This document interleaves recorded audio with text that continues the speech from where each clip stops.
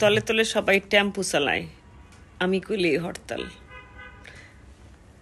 আমার ছেলেকে আমি বিয়ে করাবো, মেয়েকে পা থেকে মাথা পর্যন্ত সাজিয়ে গুজিয়ে নিয়ে আসবো।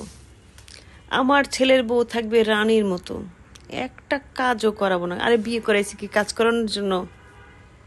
এসব এসব হইল 99% শ্বশুর বাড়ির ছেলেদের বিয়ের আগের ডায়লগ, ছেলের পরিবারের বিয়ের আগের ডায়লগ। বিয়ের পরে ধরেন বউ একটা সেমাই রান্না করলো, কোনো মতে সেমাই একটু চিনি কম হইলো, সেমাই তো একটু মিষ্টি টিষ্টি খায়। এই মেয়েকে কোনো রান্না করে না নাকি? এই মেয়ের রান্নার অবস্থা এরকম কেন? এই মেয়েকে কিছু বাপের বাড়ি কোনো কিছু শিখায় পাঠায় নাই? এরকম এইভাবে মানুষ বাপের বাড়ি পাঠাই দেয়? আমারও তো মেয়ে আছে, আমি তো চেষ্টা করছি আমার মেয়েরা সব শিখাইতে।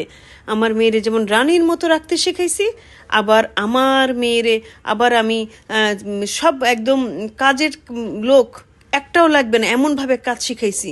রান্না মাশাআল্লাহ চমৎকার রান্না।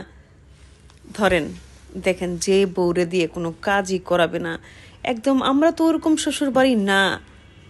তারপরে ধরেন আমের সিজন আসলো, কাঁঠালের সিজন আসলো, এই জানিস এই যে শোন অমুকের না আসছে, বউয়ের শ্বশুর বাড়ি থেকে না এত আম কাঁঠাল পাঠাইছে, আরে কি বলবো, লজ্জায় লাগে। আমাদেরও আত্মীয় আছে, আমাদের আত্মীয় আসলে ভালো পড়ে নাই। এই যে ধরেন কথা, আমরা কিন্তু কিচ্ছু চাই না, আমরা খালি তলে তলে টেম্পু চালাই, আর কেউ কিছু বললেই হরতাল হয়ে যায়। আমরা কিচ্ছু চাই না, আমাদের ছেলের পর কিচ্ছু লাগবে না। আম কাঁঠাল, আমরা কি আম কাঁঠালে কয় টাকার আম কাঁঠাল পাঠাই? আচ্ছা, এই যে বাচ্চা হইল, এই তোর শ্বশুর বাড়ি থেকে কি দিছে রে?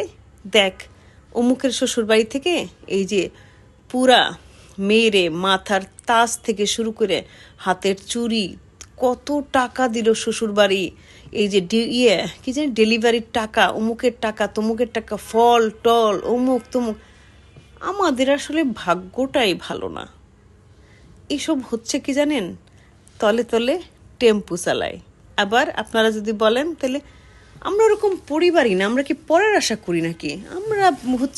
আমরা নিজেরা, আমরা যা খাবো নিজেরা, আমাদের বউরা যে সুখে থাকে এই সেই। ভাই, বাংলাদেশে 99% পরিবারের অবস্থা হলো এটা।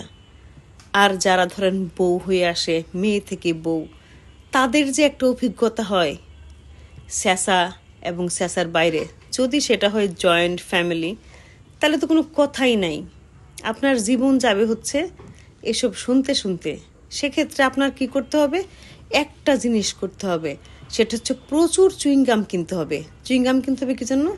খালি চাবাবেন, কারণ মনের মধ্যে অনেক কথা জমবে, কিন্তু শাশুড়ির কথার জবাব দিলে কিন্তু আপনি বেয়াদব হয়ে যাবেন। জামাইয়ের কাছে বেয়াদব, পাড়াপড়শির কাছে বেয়াদব, শাশুড়ির কাছে বেয়াদব। আপনার আর এই বেয়াদবির আর কোনো জায়গা নাই। আবার মনের মধ্যে কথা রাখলে কিন্তু আপনি মানসিক রোগী হয়ে যাবেন। সেক্ষেত্রে কি করতে হবে? আপনার প্রচুর চুইংগাম চাবাইতে হবে, সারাক্ষণ চুইংগাম চাবাবেন, যা মনের রাগ ক্ষোভ আছে সব চুইংগামের উপর দিয়ে ফেলেন। কি করবেন? এইটাই বাংলাদেশের মেয়েদের কপাল। সবাই কিন্তু না, আমরা কিচ্ছু চাই না, আমার তো কিচ্ছু লাগবে না, আমার ছেলের বউ আসবে রাজরানীর মতো থাকবে, আমি কাজের মেয়ে আনছি নাকি, আমি কি আনছি নাকি? যখন আপনার ছেলের বউ রাজরানী হইতে যাবে, অমুকের ছেলের বউ চাকরি করে মাসে 50,000 টাকা বেতন পায়, আর আমার ছেলের বউ ঘুম থেকে ওঠে 11টায়, নাস্তাটাও আমার দিতে হয়।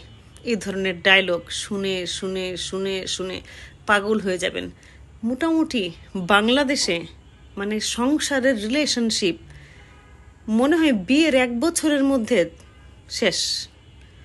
বাকি যে সময় থাকে আমরা ভালো বইলা, বাকি সময়টা থাকে হচ্ছে এই যে বাচ্চা কাচ্চা গুছায় থাকা। নাইলে এই ধরনের কথাবার্তা সমাজ সভ্যতা শুনে কঠিন অবস্থা। সবাই মনের মধ্যে এক পরিমাণ কষ্ট নিয়ে বেঁচে থাকে। ওই যে 99% মানুষ, আর যারা 1% তারা বাংলাদেশে থাকে না, তারা মঙ্গল গ্রহে থাকে।